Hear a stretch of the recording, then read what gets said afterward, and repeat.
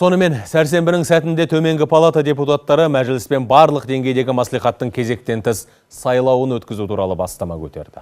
Расы керек, сайлау өтеді екен деген әңгіме былтырдан бері қоғамда әлсін-әлсін айтылып қалатын. Қазір ұлт жоспарының практикалық кезеңге аяқ басқан сәті. Қоңыр күзге көзделген сайлауды ерте көктемде өткізсек, уақыт тұтамыз дейді сарапшылар. Оның үстіне жаһанды жайлаған қаржы дағдарысы күн санап күш алуда. Болжам бойынша шарықтау шегі жыл соңына тұспа-тұс келеді. Қалай болғанда да қапы қалмау үшін мәжілісті қазір жасақтап 100 нақты қадамды орындауға кірісудің дұрыстығын көпшілік қолдайды. Әріптесім Талғат Уәли алғашқылардың бірі болып үндеуді тыңдады, депутаттардың саяси партия өкілдерінің пікіріне құлақ асты. Мәжілісмендер жасаған тосын мәлімдеме. Мәжілістің өкілеттігін мерзімнен бұрын тоқтату және парламентке жаңа сайлау тағайындау туралы бастама көтереміз. Депутаттардың алдағы жоспары қандай? Онда біз өзіміз жұмыс тауып, ары қарай жұмысымызды. Төменгі палата жаңа партиялармен толығуы мүмкін бе? Келу мүмкін.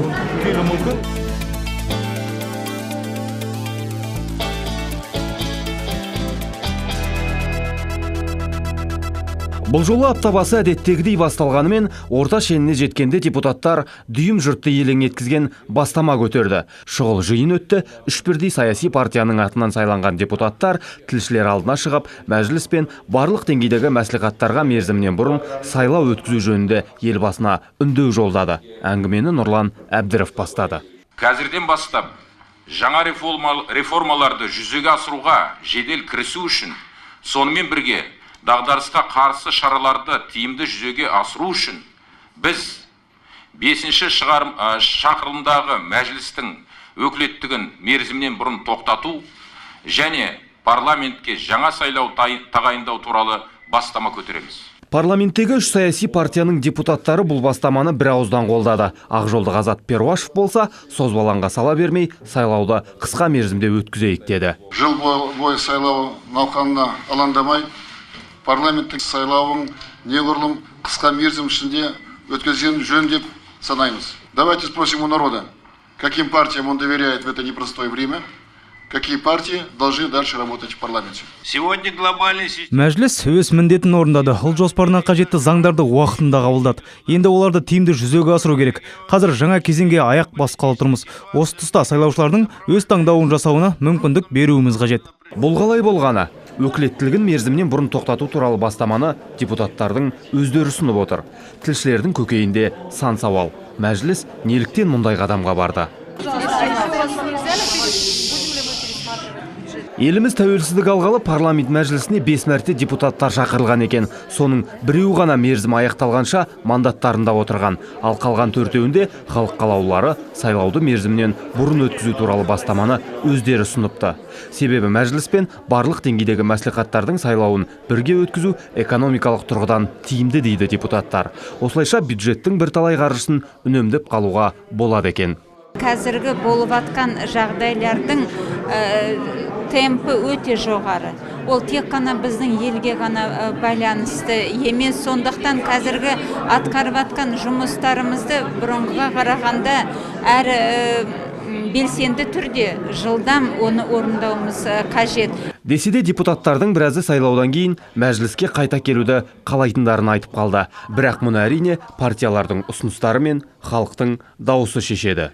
Егер де біздің еңбегіміз ел үшін керек болатын болса, біз әрқашанда оған дайын болуымыз керек. Ал егер жоқ болатын болса, онда біз өзіміз жұмыс тауып, ары қарай жұмысымызды. Өмір деген бір орында тұрған жоқ қой.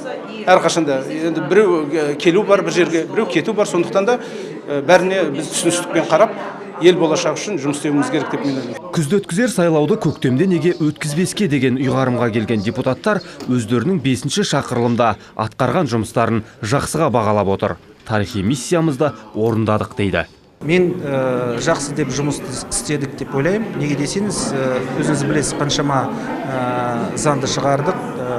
Елбасымыздың тапсырманы жерге тастамай біз 80-нен астам заңды шығардық. Қош, саяси партиялардың атынан сайланған мәжілісмендердің мерзімнен бұрын өкілеттілігі тоқтауы мүмкін.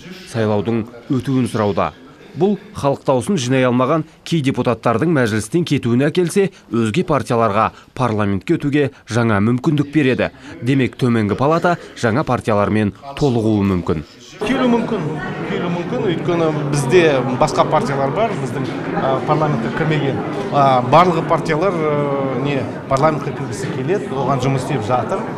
Өйткені партияны не үшін жасайды? Сол парламентке кіріп, халықтың сұрақтарын шешуге.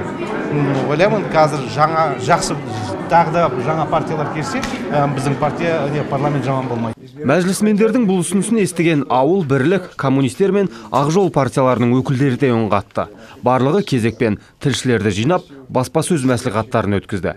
Әлемдік экономикалық ахуал саңғы болған шақта мұндай шешім дұрыс. Бұл тұрақтылықты сақтап, табысымызды арттыруға мүмкіндік береді дейді олар. Депутаттардың парламент мәжілісіменен барлық деңгейлердегі мәслихаттар депутаттардың мерзімінен бұрын сайлауын өткізу туралы бастамасын толығыменен қолдаймыз. Бүгінгі таңда барлық қазақстандықтардың алдында маңызды міндеттер тұр.